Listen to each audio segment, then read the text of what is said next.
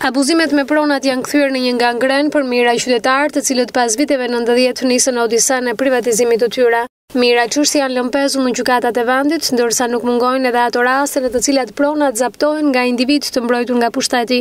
I tillë është edhe rasti një prej banorëve nga Lebova e Kryqit, Vasilika Memo, e cila ka denoncuar për radio televizionin Alpo abuzimet që janë bërë ndër vite me pronën e saj. Sipas saj, korrupsioni dhe njerëz të lidhur me të nuk i ka dhënë të drejtën e pronës, edhe pse për këtë të fundit ka arritur të fitojë në të gjithë jurisdiksionet përkatësa.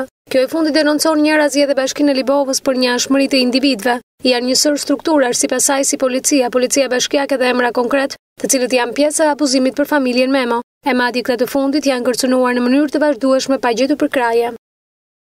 Pasi bëm gjyqje dhe fituam, neve këtë pronën, neve na i dha përparuesi, erdhi na i zbatuar, e fituam, dhe pasi bëm gjyqjet, erdhi ai me një përparues që quhet Bujar Sheu, ish përparuesi përpara në gjykatën e Re Gjirokastës, erdhi ai, domethënë formalisht me di policë, me Luan Qepon, me Dritan Bizgën, kanë vajtur të vendi, na kanë thirrur dhe neve si për të frikësuar, edhe neve nuk kem paraqitur. Ai vajti në vendi edhe ka lëvizur kufit e pronës. Tani në këtë moment kufit janë të ngacmuara, tokën tonë e shet edhe jep me qira në një çoban, që është po tani në këtë orë që flas unë është brenda tokës.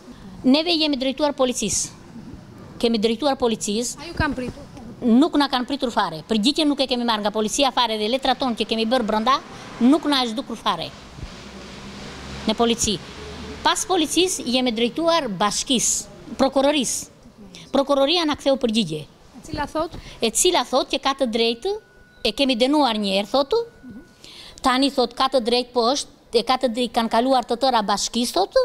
Të vej ta heqi ajo nga prona, thotë, të bëj ajo veprimin e parë, thotë, ta heqi nga prona me policisë, thotë, dhe pastaj të ma biesh mua ta ndjek prap penalisht. Apeli im është, ju bëj thirrje në radhë të parë, edhe ju lutem kryetares e bashkisë, të na presin mirë, të na përcjellin mirë, të shikojnë falsifikimet e dokumentave, të shikojnë realet e dokumentave, që janë të drejtë, dhe mos mbajnë anën me anë e parave, se unë s'kam para që t'u jap.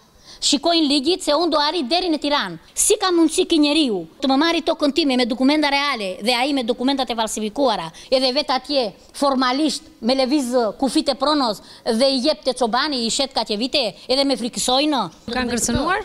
Me ka kërcënuar. Gjithë ato ka vajtur atje, në ka kërcënuar, jo mua, edhe pjesëtar të tjerë të fshatit. Nuk na përkrah as policia e bashkisë, që ka të drejtë tani, kanë kaluar të drejta policisë e bashkisë. Ky denoncim sjell njerëz të cilët nuk janë të njëjtë para ligjit, ndërsa e tillë është rasti Vasilika Hysit, një qytetare e cila kërkon të drejtën e mohuar të saj.